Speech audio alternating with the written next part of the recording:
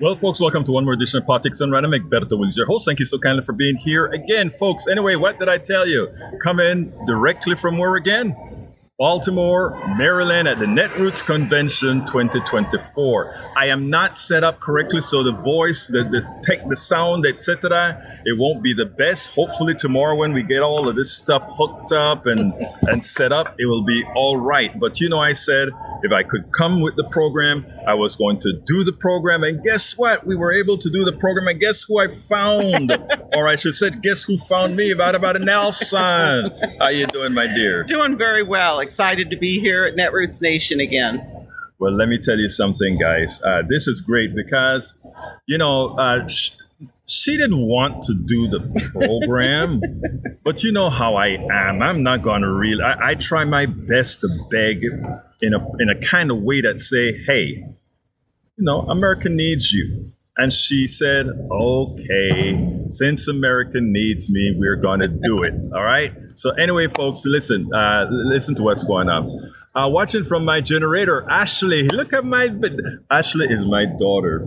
She finished medical school after having 2 strokes. Wow. She's home recovering, but that is my hero. And awesome. that's my hero. Anyway, folks, look, we're going to have a great show today. And one of the reasons, she came here and started talking about, we're going to have to give people a lesson about what's going to happen to change Biden.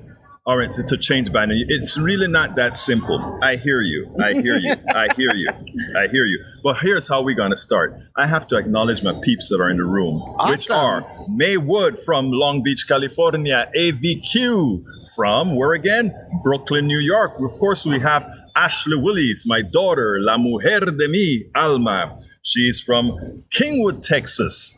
I don't know if she wants to be from Kingwood, Texas, but she's from Kingwood, Texas. Then there's, of course, AVQ. I think I mentioned AVQ, Michael Rudnick. Hey, guys, the other ones in the chat, you got to say hi. By the way, Tony says, Egberto, I'm incredibly grateful for you and people like you. You do a great job explaining the issues in ways that people can understand. You know why? I get smarts from folks like these, right? Right? That's what I do. Okay, that's what I do. Anyway, look. Hey, guys, thank you for being here. Odd, I see yours. The ones you probably miss are the ones from YouTube. YouTube doesn't transfer comments to FB. Hey, I just buy the tools and hope that the tools work, guys. Okay, I buy the tools and hope that the tools work. Anyway, we're going to sound better tomorrow because I just had to rush on here and talk. But let's talk a little bit about this, Miss Nelson. It turns out that, let me tell you, I love Biden. I think Biden was a better progressive than most progressives that have run previous to Biden in what he got done. From healthcare, some stuff in healthcare, $35 insulin, etc., means something, to he was able to institute policies that other presidents would be scared to do. Of course, he had a pandemic to help him spend the money to take people out of poverty, but it happened. But the guy's old. Yes. The guy's old. Let me tell you where I'm at. I know where you're at, but let me just tell you where I'm at, and then I'll let you take it from there. I would love if Biden would come back and look at reality and say, you know what? Honestly, I'm old. I probably won't be able to be fully functional, and I want to pass the torch. Now, you told me, hey, passing the torch ain't that easy. So I'm going to let you take it from there. So, Egberto, part of my concern, and it goes back to a passion, something I did, I think back in junior high of all things, is I'm an outlining, organizing kind of person. And there's Robert's Rules of Order. It's, this obscure thing. I think they still print the books. Yeah, we do it in our board meetings. Yeah. Right. Almost all organizations adopt Robert's Rules of Order in whole to manage their meetings and doing business. And as a side note, one of the things we've seen with some of our less ethical folks is when they try to not follow The rules. Robert's Rules of Order, to shut down protest or to, keep people from speaking. So I have strong feelings about this little obscure book is actually one of the tools we use to support democracy and, let all the voices be heard. It's the structure by which we can conduct business in this open fashion. Mm-hmm. Let me interrupt you one quick second. Sure. Because, we use Robert Rules of Order extensively in our board meetings. If people decide they want to follow it, it works well. Yes. If they don't follow it, you get chaos. Exactly. So I just wanted to kind of point that out and then ask you to equate Robert's Rules of Order with respect to what would happen if a Biden somehow was sort of forced out or encouraged Well, out. here's the thing, and I'll get to the Democratic National Committee and the convention is fundamentally a business meeting run by Robert's Rules of Order. A lot of this we don't see on the TV with all the glitzy and the speakers, but they start off by gaveling the meeting into session. That's the first official thing. They read in some closed meeting or something where they approve the minutes from the previous one and all of these kind of normal meeting things. The agenda item is to nominate their candidate for president. Robert's Rules of Order has things about how you handle nominations and the people who vote for it and all this sort of thing. And right off the bat, this entire process comes down to, and we saw this in the congressional impeachment things. There's a single parliamentarian who gets to make very weighty decisions because they are the ones who decide on these procedural things. So that's one thing to be mindful of. You're reducing it to this one person making incredibly powerful decisions. Who is this one person? I don't even know who it is, Okay. but every organization has Right. one. Sometimes it's kind of just not taken all that seriously. Someone will just fill that seat. For Biden to not be the nominee, they have to gavel the meeting into thing. There is a small possibility that he can simply, as one of the first things, say, "I'm withdrawing as a candidate, as As a nominee of the party. Well, he's not the nominee yet. Okay, He that's is the presumptive nominee. the presumptive, or Right. I'm withdrawing from consideration to be the nominee. And this releases his delegates. It's more likely that they will have to actually go through, even if it's by just a Acclamation. voice or acclamation, and nominate him and then have him decline the nomination. So this is all this procedural stuff that gets very complicated. Then his delegates are released. And once they're released, they're released. He has no say over how they vote then. Are those delegates at that point independent? Yes. Okay. All right. Then you open nominations up from the floor. And then that's where it can get crazy. Anybody, and I know I'm from California. I love Kamala Harris. I want to see Kamala Harris as president someday. But there is no way to simply substitute her as the nominee. You have to have the nominations come from the floor, and people can nominate whoever they want. But I mean, let me ask you another. Oh, go ahead. And then at some point, there's a motion to close the nominations. And so you have this list of people that have been nominated. And then you get into, are they all going to speak? Are they going to campaign? Are we going to take a first round vote? And it is incredibly disappointing to me. But there is sexism and racism in the Democratic Party. And when you see a vote with Kamala Harris, you will see it. It will manifest itself. First of all, I want to thank you as a white woman coming on this show and just spitting it out the way it really is. Okay, because I think it is so important and believe it or not, I think you saying that will wake up a whole lot of Democrats And I'm talking about white Democrats that probably have those feelings and say, oh my God, this isn't who we are supposed to be. The way I put it once is that something about racism and sexism in our own backyard, Right. and how we need to talk about it, Right. and that it happens. Right, right. California, we had a state chair of our Democratic Party that turned out was very racist, had made some very derogatory racial comments, Right.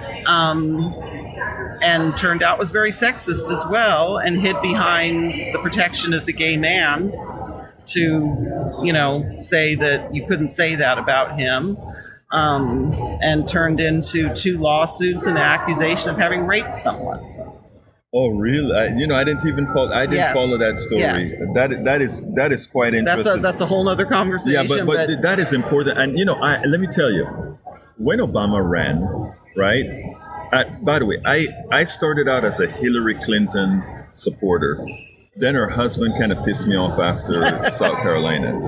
When she lost South Carolina to Jesse Jackson. I don't remember if you remember those days. Yes, okay? I do. No, not to Jesse Jackson. Lost it to Obama. And then Clinton came and said, even Jesse Jackson. And what he did was an implicitly racist comment. Yes. And I said, well, you know what? I am going to. The expression, put your foot in your mouth, Right. he did. Right. And that's when I huge. started to move towards Obama. I hadn't moved to Obama strongly yet. But here's the kicker. When I saw in Pennsylvania, the canvassers were going around asking people who they were going to vote for. And there's this white woman, and her husband was somewhere in the background.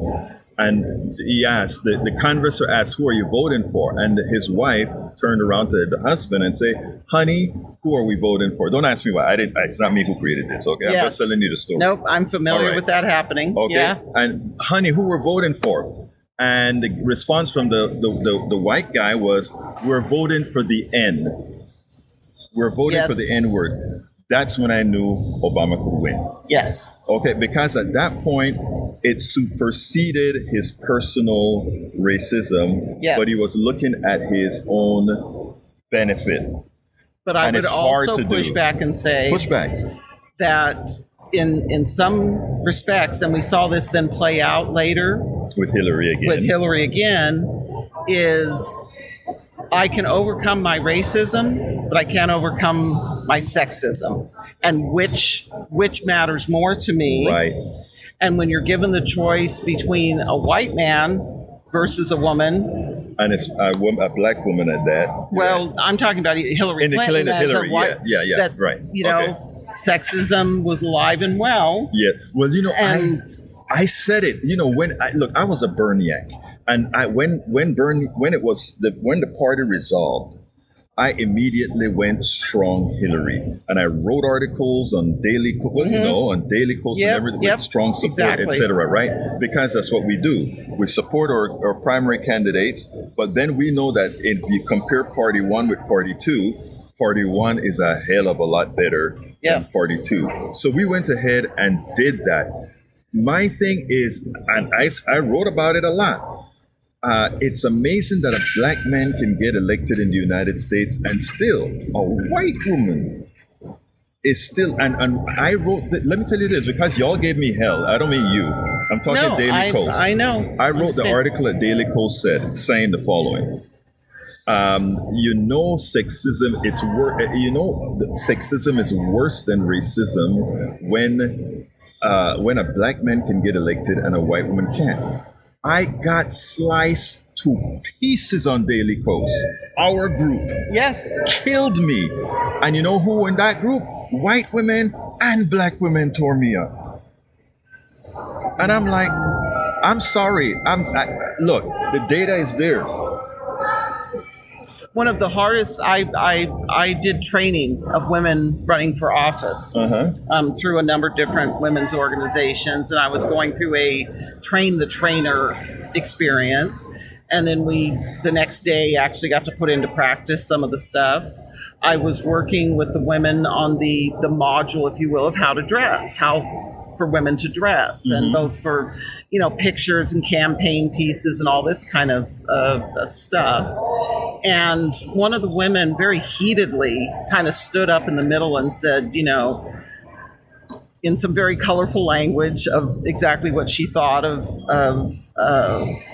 being told how to dress and all this kind of thing. One of the hardest things I've ever had to look a woman in the eye and tell her was, because she made reference, I don't care what men think about how I dress. And I said, it's not the men. It's the women. It's the women. Wow. Almost everything to do with how women need to dress as a political candidate. And there have been millions spent on polling and research groups and focus groups and across the board. And time again, it is shown it is women who are judgmental about how women are dressed. It's amazing. We also need to talk about things like implicit bias, right? Because my brother here, Lee Grant, he's one of the supporters of Politics Done Right, MAGA, as well as, Lee, I don't know if I should call you MAGA or just call you ultra conservative. I'm not sure which one it is. You can tell me in the chat. But his response was, he knows that I'm coming here. And again, like I said, he's a great supporter. He says, racial and gender politics big at Netroots. And my answer is, I want them to be big at Netroots because the genders and race and sexuality are treated differently in this country. How can you want to be gender neutral want to be identity neutral when the country looks at you, and even age, right? Look at what we're doing with Biden right now, right? But of course, there's some science behind that. But again, I think that the challenge is,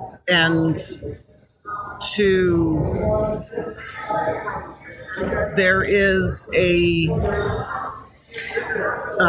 we conflate two choices or two things we identify.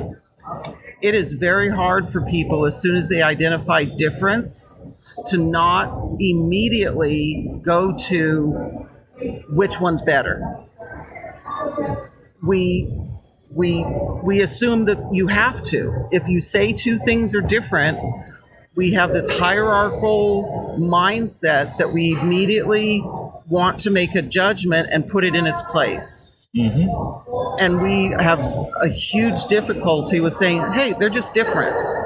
Exactly. And as long as we do that second step, then when you identify the differences, we immediately, almost without thinking, we don't see it as two separate decisions. We just kind of dump, okay, if this is this and this is this, well, we feel driven to make that one's better or worse. That makes sense. Bridge MCP has great insight. Bridge is another great supporter, and she's also gay. And this is what she said.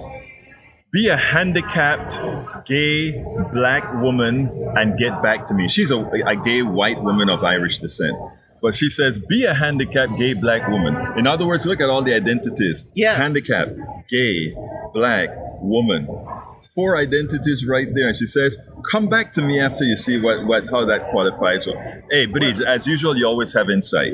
Go ahead. Well, and I would say one of, and I know we're kind of moving into a topic, and I want to come back to our convention and how this is going to play out. But I would argue very forcefully that we are still taken and locked in this Protestant mythos, and I do say myth. Yes, thank you. Because we have picked and chosen which parts of the story we want to identify with. We want to believe that if you're successful, it was because of nothing but your hard work and that you deserved it. Well, And the converse of that, and one of my fascinations in the world, is that other side of the coin conversation of, well, if you're going to claim that, do you realize you are, what's the word I want to say, without consciously, you're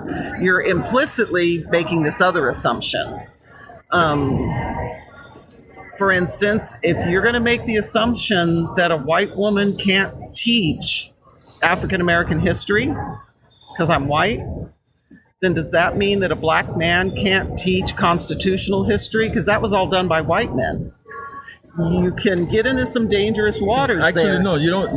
It's not dangerous. Let me tell you what it is. It's the word that I prefer using is people are simply cowards. You see that what you just said there? Can a white woman go teach African American history? The answer is hell yes. And let me tell you better. I have I work with a lot of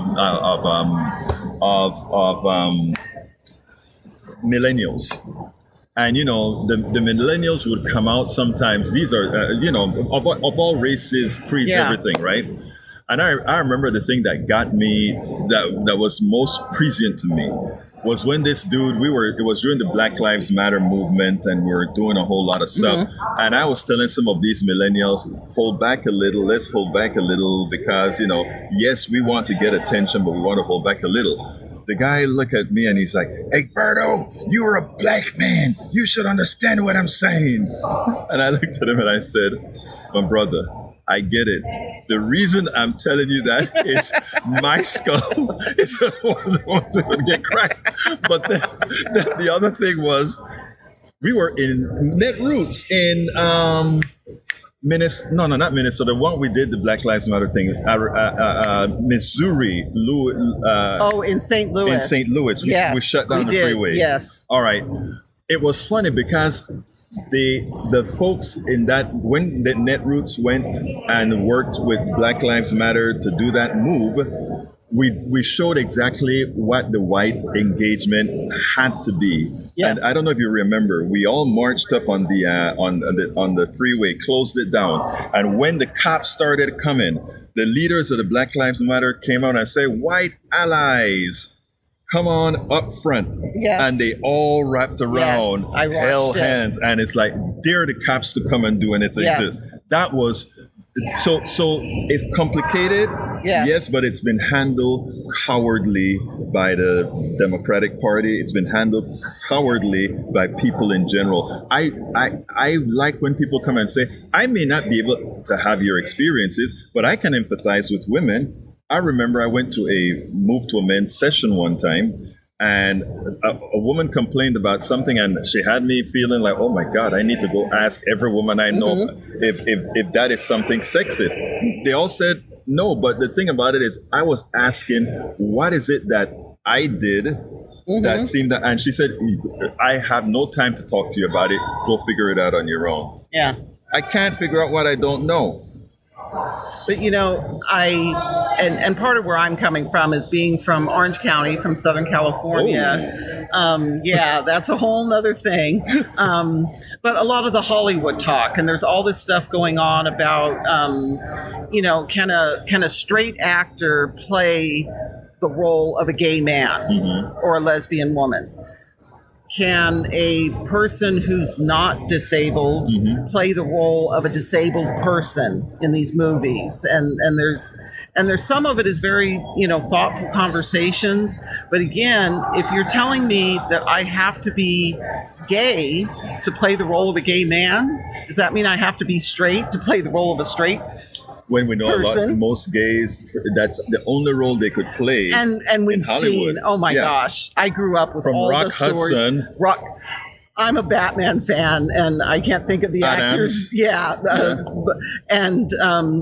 So it gets into that difficult space of how do you find that. I want to come back to an important point, though, and this is my biggest concern. We can have this. You're talking about Biden now? Biden and the convention, and we do all these floor nominations. And if you go back and watch, if you're a West Wing fan, they portrayed it very well in that series of having a floor fight and all of this. My central concern is, what happens when all the people who donated to Biden, and then whoever ends up as the donor, and again, if it's Kamala Harris, I'd be over the moon, when they want their money back. I never thought about that. And there are some legal precedents to say they have to do Biden can't just take all that money and just hand it to somebody else. Let me just say, I mean, look, I think everybody need to assess what's best. My personal belief, right, is that I don't think he can carry the torch to really fight the guy the way he needs to. We can do it for him. Yes. Right? We can do it for him. But a lot of times, I don't think these polls are going to move. If you know, there's something about America that wants a strong something. Okay. And you know what? I don't disagree with any of that. My concern is if you're a poker player, you'll know this aphorism, and it's debated in poker. But at some point, you're what they refer to as being pot committed. You bet so much money into the pot already, you feel like you can't fold. We're kind of at that point.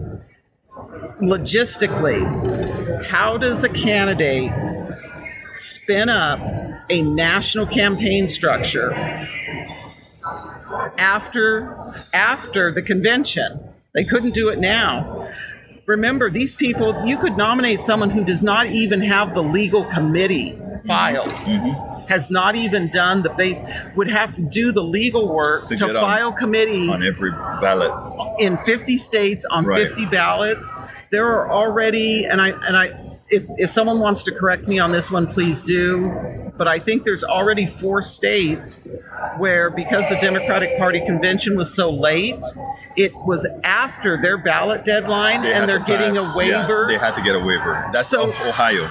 Ohio was one. Yeah. I think there's a couple others. I haven't kept track, state by state, but that's in play. So you have some states that have already given a waiver and put his name on the ballot, and then we're going to have the convention and not nominate him. Well, we are going to have to see what happens. But I have to get to our people. These are great people with great opinions here. Bruce Pollard says, not a great supporter, has some issues now, some disability issues. He says, how about a septuagenaric, handicapped, universal? I love Bruce. He actually came to Netroots with me last year, and we had a lot of fun, and he got to eat some pizza in Chicago. Yes, I think we met because you sat down in the chair where we did that interview, and Bruce was right there. Yeah, we sure did. So we had that. Now we also have a message from Rudnin, my buddy. He says the BLM movement was the march protesting police brutality focused against black people, and it was met with more police brutality against black people. When white allies stood between the police and the protesters, that was a series of continued heartfelt moments. Let me tell you something. Being there, because I was there when that whole action happened, right? Come in the front and lock hands, and for me it was like, and I have the video somewhere. I should go ahead and cut the video. It was like folks saying, no, we standing together. That was some great times there. Do you know what? Here's one of the things to never lose sight of. If there is any greater proof of racism in police behavior, the fact that they didn't hit any of those white people. Does anyone doubt that if those white people hadn't stood there, that they would have beat the black protesters? Thank you. I don't think there's any doubt. And the reality that as soon as there was a line of white people there, that it caused them to stop and pause. I can't think of a better demonstration of just how different. And I acknowledge I had a very heartfelt conversation with my millennial son to make sure he understood very clearly what he would probably never in his life have to deal with. That he was like a tenth the chance of ever getting pulled over by a cop, and would almost never have to fear a cop pulling a gun on him. And that would not be the same for any person, any friends of color that he knew. It's amazing, but like I say all the time, we have to have, and this is something that white people got to do. Yep. It's not something that black folks can do, or Latinos or anything can do. You got to go out there and present that case, because when I say certain things, even with some of my audience that are not as progressive as, let's say, Bridge and some of my other white audience here, you can list. They don't understand implicit bias, and they don't understand that some of the things that they're saying is actually either quoted by them or just quoted in general of the things that they hear, and it is amazing. But like I said, it is when folks like you go out there and do that job that we actually get change, and we show that these changes are happening. We show these changes are happening. Well, and it's. I want to do a shout out for a mentor and a friend. His name is Chris Crass. He's written a number of books. He got his start in Whittier, California, protesting some things at the Fullerton Community College for the Orange County folks who might recognize. And this is what Chris is about, is that fundamentally white people need to go talk to other white people about their racism. It's not on, black folks to do it or Latinos, and a little bit of the same with men. I can say 30 times to a guy that what he's saying is sexist or inappropriate, and it will not have nearly the effect. How you doing, man? Look, hey guys, this is brother Thome. That's what I always say. Yeah, that's okay. What can I say? Nice to see you, man. Nice to see you. How you been? Yeah, we're doing great. Well, I mean, we're talking. Let me see if I can make come on into the pro. You can slide over here. Yep. Yeah, slide over here. So you're showing your green here now. Now you're Democratic blue. I am kind of colorblind. Don't you know that by now? Man. I don't think I knew that. Well, actually, I'm not colorblind, but my daughter think I'm colorblind. It's like when I say. No, I'm a Democrat, not a Green Party. Yeah, okay, that's good then. That's good. You know I saw what, though? Ali pass I by. found out that my friends, the Thoms, were also fellow UUs. Absolutely. And we're going to UU the vote this year. And we're gonna win. Yep. Yes, we will. Hey, you know what I've been telling folks, right? I've been telling folks, hey, we are going to have a landslide because the Republicans gave us a path for it. And, nobody believes me. I am looking at the path for it. When we get over our little skirmish here, it's going to be big time, guys. So get ready. And I got a lot of my listeners and my buddies here. Some of them are good old MAGA friends as well. And I'm like, we're coming for you, but we love you anyway. And you're a part of the team anyway. You're gonna come and join us. You know what? What I will say to the MAGA folks, I grew up in an all Republican household. Reagan was, it. And my true sorrow is that many of the white community and you folks have some legitimate complaints. There are legitimate issues. There are things where ways of life have been turned upside down. But I think you picked the wrong standard bearer to help you with it. And I think the tragedy is going to be that the real issues and the real help that's needed in coal country, the real issues of middle-class jobs that have disappeared, the real issues of, not being able to send your own kids to college and affordability and the way our lives have been thrown up and are going to get lost. And that's going to be the phrase that I use on the show all the time, and all my peeps here know it. Whenever, and it's a stereotype. It's a stereotype, guys.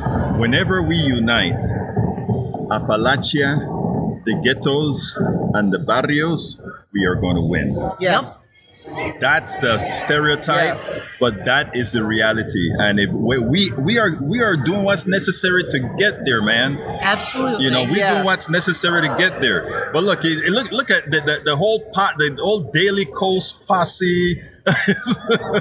Every year. Well, you know what? I tell people, there's an icebreaker where you tell two truths and a lie, and I would do training, and one of them would say, I used to be a Republican, and they'd tell, oh, that's the lie. And I said, nope, I used to play for the other team. First got involved, Democratic Party, I was I said to someone, I said, well, I'm not a registered Democrat, and everyone in the room just about gasped. I asked someone, do I have to register as a Democrat to be an officer in the local club? And they, had a meltdown. That's the world I grew up in, and I understand what my parents went through and things I see, but I just know that at the end of the day, if you bring everyone together, as Egberto said, that are in this similar financial situation, we could make a difference. When you take the middle class together that just want, we want to be able to retire. We want our kids to have the things we've gotten. I need to stop you because they're telling me to all of y'all need to introduce yourself. So you did it earlier. Yeah. Let's start with my brother Tom here. Michael Tom. That's it. That's me. No, but you have to say something about yourself, gotta man. talk. I don't know. I guess I've been coming to these things forever with my wife, and both of our kids have come, and one of them is here and has been volunteering for a decade. And in fact, Ali, your daughter, was the mayor of the. She's Deputy mayor. Deputy mayor of and the is show. she deputy mayor again this year? She is. There you go. I guess so. And now with her Kelly? boyfriend. And I am Kelly Tome. We are from the Boston area. I've been a Democrat for a very long time, and my husband and I have been to all of these but one. And I'm a longtime volunteer, and I have known this man here for about as long as we've been coming. Many decades, over 10 years, absolutely so. Yep. And then, of course, we have Miss Spying here. I don't know about that, but I came the first year in Arizona because I could drive. It was a thing. And I had previously had extended family that lived in the Phoenix area and knew just how bad that sheriff was. And Arpaio. and the idea of coming out and being with some people that were trying to do something about him and his thing is where I got started. Yeah. And have been coming ever since. And and that's what we do here. We have this. These are the hard workers. These are like the diehards. They come here before. I come here today and set all this stuff up. Today I got tasked to do the electronics. But here's the thing: they come out here and get this whole shebang working back. And what you gonna say, Kelly? Well, what I was going to say is Netroots runs on volunteers. Yes. You put on a conference I've heard this is the biggest one to date. Yes. I don't know numbers yet, but there's 5 paid staff. Mm-hmm. Everyone else who's doing this is a volunteer who comes to make it work. So when you look around and you see all of the activities that are happening, all the people running the registration desk, all the people handing you your swag bags and your t-shirt, everybody's a volunteer who showed up to do this. And I think it's a metaphor for how Democrats win. We all put in what we can do best. We find a thing we love to do and we do it. And when we do that, we win. That's the magic. Kelly, what is it again, Kelly?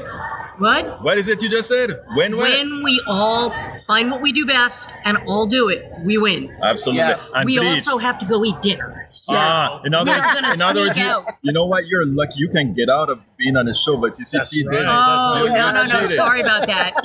Well, I said We'll talk. We'll be back. All right, nice seeing you guys. Take care.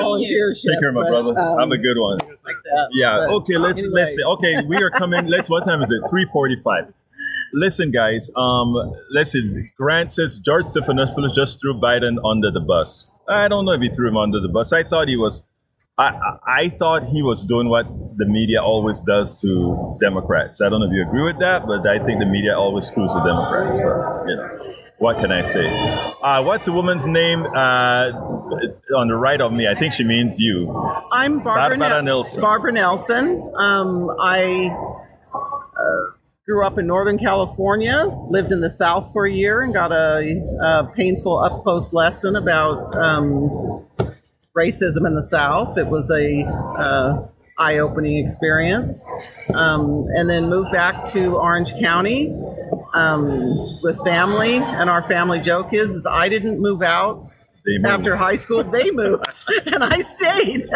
I want to bring in Jules Ray, brother Ray from Third Ward. He calls into the 6 o'clock show that we have on air, and he's always here. Love my brother. Says when it comes to voting Democrat, it's like we're damned if we do and foobar if we don't. A lot of people are tired of settling for the corporate shill, but they don't engage in the primaries. Thank you. That's what he tries hard. Ray goes out there. He's a member of TOPS. He's a member of all these organizations that are trying to excite the base to bring people into the fold. And he's doing a good job. But brother, you got to just stick with it. It takes time. Well, and Ray, here's what I would, in California right now, the fastest growing party is no party preference. Right. And one of the things, and don't make a lot of friends in the Democratic Party with this always, but we need to understand, I feel very strongly, that the issues that we're dealing with are so complex. Anyone who claims, like, I know everything about healthcare, is fantasizing. Trying to talk about the issue itself and the complexity of it is beyond like 95% of the population, me included, by the way. I'm not a doctor. I'm not a finance person that understands the insurance industry and the contracts and the complexity of providing the services and the unions that represent the nurses, and it goes on and on and on. And that's all the healthcare industry. But what I do know is if I won the lottery tomorrow and had to find someone to help me manage the money, if I found a group of people that were all within a range competent, I would go with the one I trusted. And we have to earn people's trust. And part of the way I feel we're losing that trust is when we use some of the same dirty tactics that we accuse the other side of. I agree with that 100%. Then that's where they can't tell us apart. We think that our policy positions are going to differentiate us. And for most people, they can't make heads or tails of it. We need to be the people. We need to go back to our values. I just experienced a thing in California where we ripped the Republicans for recalling a state senator.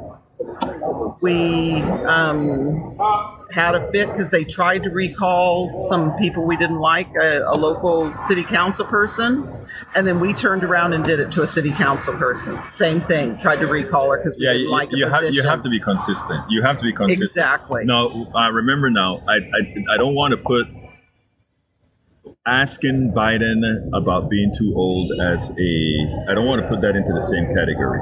And the reason I don't want to put that into the same category as civil things, because you're right about that. We do a lot of things that we shouldn't, because we claim the other side does it, and then we turn around and do it. Exactly. When it came to the election of Biden in the primaries, yes, you're absolutely right.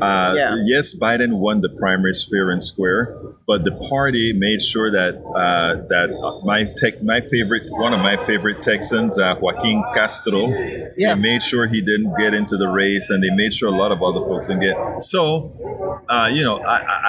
and again, this is not to take away anything from what Biden has done. Correct. But what I'm saying is, don't tell me that we had a super fair primary, that it was holistic. I'm not holistic, but pure. But you know what? All I would say, Egberto, is, and this is a criticism of our entire system, and this is on both sides of the fence, Republican or Democrat. I feel we give too much power to incumbents on both sides. Yes, absolutely. And we don't always, coming back to my poker analogy, there is a time you just need to fold. And just because someone's been in office, and you say, oh, well, but they've been there, or they've done this, to be able to say, you know what? Turns out they're corrupt. Turns out they're not competent. Turns out they used to be competent, now they're not. Or, and this is the hardest one, yes, they're competent, but now we have someone who's better. And if you were doing the sports analogy, you're going along and you say, yep, they're really great, but now we can get Kobe Bryant. And Kobe Bryant's better. You can always find somebody better. And you do. Breach wants to say, getting back to BLM and police, Egberto, in Northern Ireland, they shot rubber bullets into the faces of Catholic Irish people protesting, then blamed them. My cousin is blind now. He did nothing. I was there, same here. It's interesting because, Bridget's empathy with the Palestinian issue right now runs right through her life with family in the IRA and the issues that they went on. Americans don't know a lot of times the similarities between the British and the Irish and what you see in Israel and Gaza. I will share a story with you from the apartheid in South Africa in that same vein.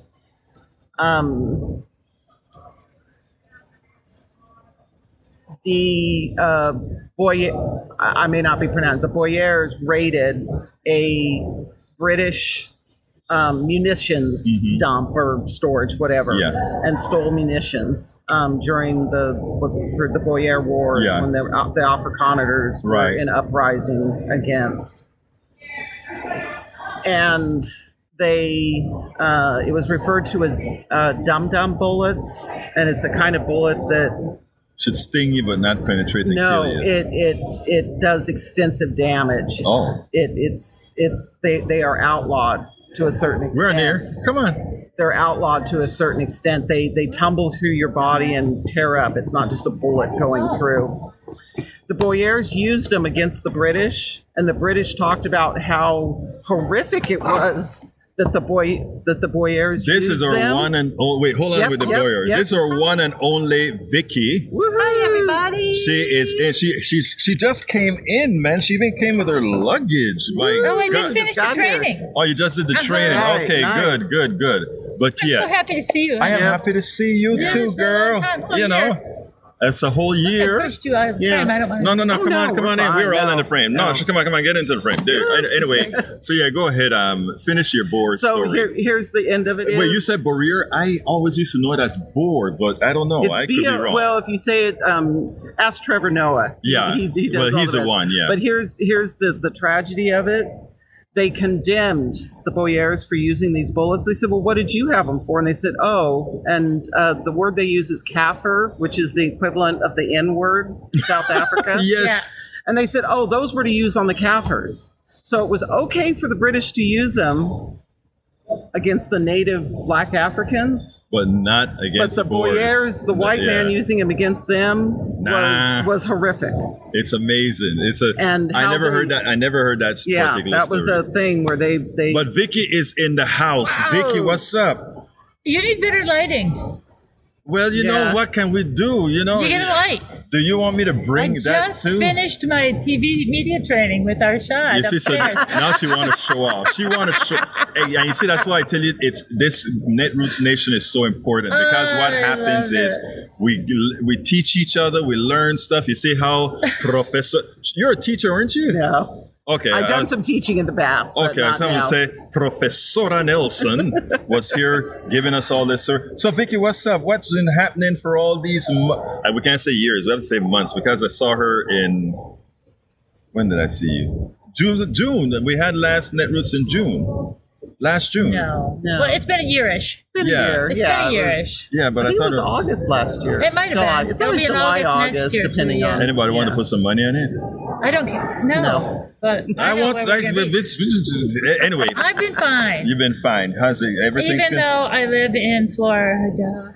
Well, you know, you have to learn how to I vote got my right and work get all the cut folks out to for me. vote Yeah. right. Yeah. That's what we do. That's what we You do. know? I've been traveling a lot, working hard. And Oh, no, then you can come in, too. Sprinkle. You know what? I think I'm going to turn the reins over to Vicky and let her No, chat go. with you. I or- need a cocktail. Actually, we are I wanted to done. hug We you are. down. Okay. We have 5 more minutes, so I can Oh, yeah, finish. bring Jerry. Oh. finish up. Yeah, I can finish up. Did you want to bring him in and say hi or something? To Oh, no, the he's group? already No, it was gone now. Okay, well, friend of look, mine. I can finish up. I got to go ahead Thank and. you. It was nice to meet you. I hope I see everybody. Yes, we're gonna have. Love you, sweetie. Love you too, girl. We're gonna be doing this all during the session. Okay. You know. So anyhow, listen, folks. This has been the one and only, Badabala Nelson. Thank you very much for being here, my dear. Thank you all for participating, and hopefully in the course of Netroots, I'll come back and chat with Egberto. Oh no, you told me again. you're bringing somebody for an And interview. I have someone I Yeah. want to bring, a young woman from Orange County in Southern California, organizer who is just fantastic. And yeah, but I really think we need to understand the process and be mindful of it. And I'm not taking sides on Biden, No, I know. stepping down or staying. I have mixed feelings about it, but I think people, if you're going to make the decision, Barbara, make it knowing the process and what you're getting into. You know what? This show is about honesty and you don't have to come on this show to agree or disagree. You can disagree, that's your prerogative. You can agree, that's your prerogative. But what we like is truth. But anyway, let me close up with these guys. Thank you so much. Look, take care. Thank you. I know you take care now. All right, we'll do. We'll talk. All right. Have a good one. Hey, folks. Look, we're going to become. I'm going to try to do this every day that we're here at Netroots, meaning Thursday and Friday as well. And look, it is so important that a lot of people that come here, they feel refreshed because it's like you're among a bunch of progressives and people that are deep into the politics and people that really want to go out there and make a difference. And you know what? Sometimes we lose, but most of the times we win. And you know why when we win, America wins. When we win, America wins. When guys like Trump win, everybody's at each other's throats, etc. We're gonna stop that. That's why, I love my MAGA folks in the house. I know Bridge and some of you give me a hard time for entertaining everybody, but that's who I am. That's who we are.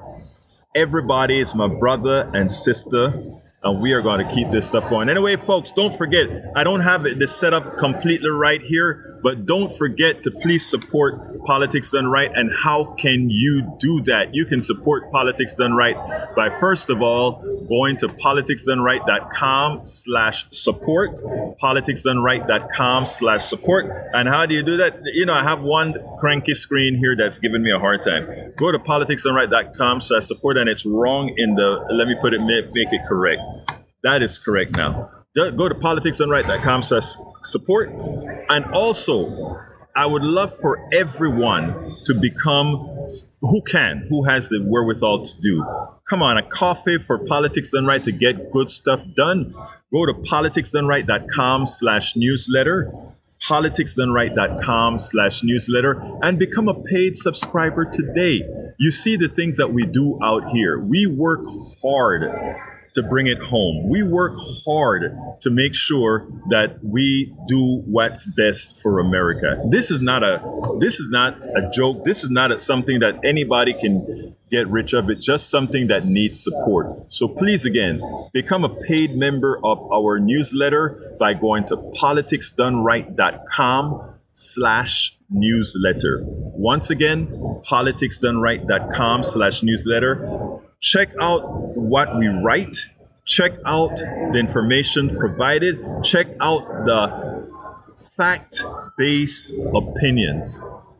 That is what we do. Now, as soon as I'm done here, I have to go ahead and set it up to work correctly because I have to have better mics that are going to isolate.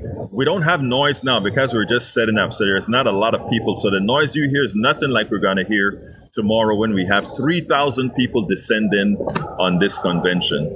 So anyhow, thank you so kindly for listening. Love you all. You know what time it is. My name is Egberto Willies. This is Politics Done Right. And you guys know how I end this baby. I am what? Out. We spend a lot of time deconstructing the news, trying to parse it into a form that everybody can understand. We try to find those little nitpicks where it flies above the fray, etc.